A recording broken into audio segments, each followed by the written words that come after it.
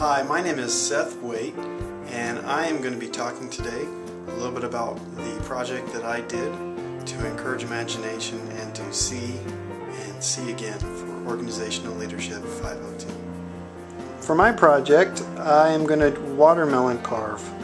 And after I left the Organizational Leadership program, I got interested in doing something that was creative, and I started looking around and thinking about something that was both able to harness my imagination and also required organization and a systematic process. And something I had never done before was watermelon carving. And so over the last couple of weeks, I've just looked at a couple of videos and seen what other people have done, and today I am going to carve a watermelon, and I think you're going to be surprised by what the results are. And I hope that's in a good. Alright, the very first step of watermelon carving is that I'm going to take the paring knife and I am going to be making a circular cut all the way around, and then I'm going to be cutting off the rind on the entire top portion, and you will see what that looks like very soon. Alright, so I have started carving the watermelon, and if you'll notice, I'm not taking completely the rind off, but I am cutting the green portion of the rind. The easiest way to do this is to make sure that you have a really sharp knife. That way you can just cut right through that part, but we don't want to expose the red portion yet. That's part of the design process, and so we want to keep the white without the green, and that's what I'm doing right now. And you'll continue to see this thing progress as we go. Alright, here is the watermelon. Here's the things I've cut off of it. And the watermelon I have now, you can see, cut the rind off of most of it. And it's not a perfect job, but it's still pretty round. Obviously there's a kind of a thin spot, but you want to keep the white rind on here. And now it's time to choose where we want the different objects for the watermelon. I'm going to do roses, and I'm going to try to get more than one on here, and I'm going to do that by getting a cup and tracing the circles, and then I will start. Alright, I have used just a little plastic cup. I put it on the watermelon and then got my knife and have traced a circle in here. Now I'm going to make another circle manually around the rose, and I'm going to be cutting it at an angle so that I can take out all of the areas in between the new circle and this current circle, and that'll give me a little border, and you'll see how that's right. Alright, I've used my knife to make a second cut around, and I cut it at an angle, and now I'm going to want to take out this layer, and luckily for me it is just peeling right out, and I'm hoping I'll see why I did that, but based on what I've seen in the past, that's the next move. And now I'm going to start cutting in and making rose petals. This will become a rose, actually. I'm going to make a big flower, and it smells great. You can smell the watermelon now, but if you can imagine, this is turning into a rose. And based on the class, if you can remember in art, this is negative space, which is going to start creating art without having anything there in itself, which is an interesting idea that I thought of leaving the art session of our imagination portion of our class. So you'll see what it starts to look like as it forms in just a minute. Alright, this is the part where I show you the finished rose largely, and then I'll show you a little bit of how I'm cleaning around it. Here is the flower that's done. What I ended up doing is, this is the initial circle here, and then I cut into the edges and created these petals here, which then give it an open kind of depth. And again, what's most interesting about this is that it's all done with negative space. And it reminds me of the stool exercise that we used when we were in the art class, and that's kind of what it kind of reminds me of. So what I'm going to then do is just go around with my knife, make sure that it's straight, and try to get a little rounded edge for now, because eventually I'm going to completely clean out around it. And the way you do it is literally, as you can see here, you get a sharp knife and you just cut those pieces out very delicately, and you just clean it out. So this is a little bit about how it's done, and you can see that it's a fun and juicy process. So here is one of the roses, or flowers, and now I'm going to carve out a few more petals like this one so that you can see how I do that. And hopefully you're enjoying this process, because I am. I don't think I ever imagined before that I would be able to actually do something like this. So what I'm doing now is carving out a little space, and what's interesting is literally I learned how to do this from watching a video of someone just like the video you're watching. I never saw anybody do it live.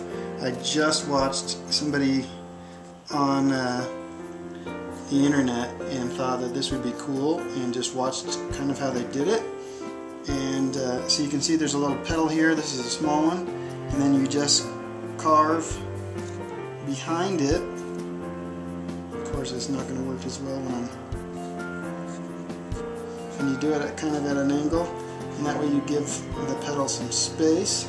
And I just kind of stab it and twist it, and then pull that piece out behind it. And sometimes you got to recut some things, but most of the time it just kind of pops out, and now you got another petal. And then to clean it up, I just thought it would look nicer if it was a little more rounded. I'll round that out a little bit more, and then to do another petal, I'm just going to cut this area out here.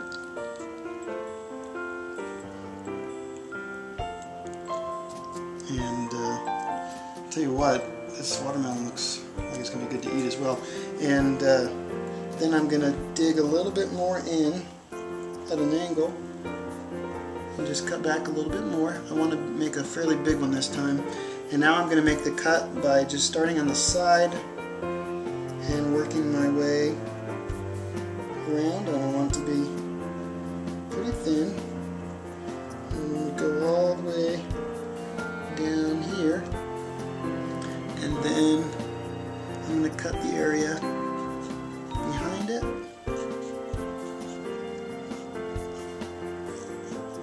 And cut up the side.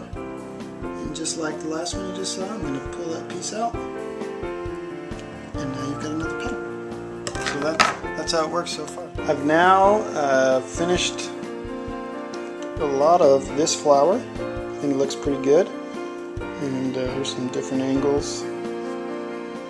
And I have just started another circle, so I just got, again, I got a cup, put it on here, traced the cup with my knife, and then once I traced the cup with my knife, after that I just did another circle behind it at an angle, and literally just pulled the material out. I mean, it was just parked in there and I just popped it right out. So now it's time to start doing the same thing by making small petals around and working my way in, and then after that cutting petals around the outside until eventually I take up a larger space. My plan so far is to eventually make these flowers reach each other, and then to carve out some of this middle space either with smaller flowers here or some other kind of filler space. But we'll see. So, alright, time to get to work on this. It's interesting at this part, as you can see, I've only made a few petals and I'm working my way around. Another insight I had that I got from the class as well is that at this point you could not imagine that this would turn into something that looked like this at this point. And so it's really interesting to think about how we are like that ourselves, and the same with our organizations, and how as leaders one of the most important things is to really look at what you've got in your team and your organization, not as what it is right now, but really what the potential is and how it can become that. And so part of being a good leader and using organizational leadership and the things that we've learned in our imagination sessions is really seeing the final product when we're given an organization or a circumstance that we're meant to lead in that's less than ideal. We need to be able to see what we have and then see it again as what it can become. And that was an interesting insight I've had as I have done this process and looked at really what imagination can do for organizations and leadership. Alright, the second rose or flower is now getting close to done. The inside part has all been completed, and now I'm going to start working on the outside so that I can get flowers that are open instead of coming closed. And let's look at how that process will work. Again, I'm going to carve out around and then carve a petal out and then cut out the area behind it, leaving an open petal. So you make each petal individually, which if you want to go back to the organization, it's interesting because a lot of the most important parts are what you take out of this, and what remains, the beautiful part, what remains is actually a lot more minimal than you would imagine. And maybe that's something that it can teach us about organizations as well, is that the small things are what matter most in making an organization work and look good. So I'm going to keep going. Alright, so I have done a lot more work. I've got this second flower in, which I think looks a lot better than the first, although I think the first isn't bad. The second one is a lot better. I also dug out the sides, made this wider, made each flower bigger, and then added this little side flower here that fills up some space. I think maybe I'll put in some leaves here, maybe out of the excess rinds that I have. I don't know if that'll look good, but we'll try. And then all I need to do now is clean out this area. I don't think I'm going to add another rose. This area is a little bit smaller. I'm just going to continue to add petals and then clear it out. So once this part is done, my watermelon will be complete. And it has been a really fun project, and I have to say that I never imagined that I was somebody that had the ability to do this, which is pretty cool. Alright, I have finished the watermelon, and as you can see I put ridges on the side. This one definitely turned out the best. This was my second flower, and this is a small flower I used to fill in the gaps, and my original flower, and as you can see, I went all the way around. But I had a great time.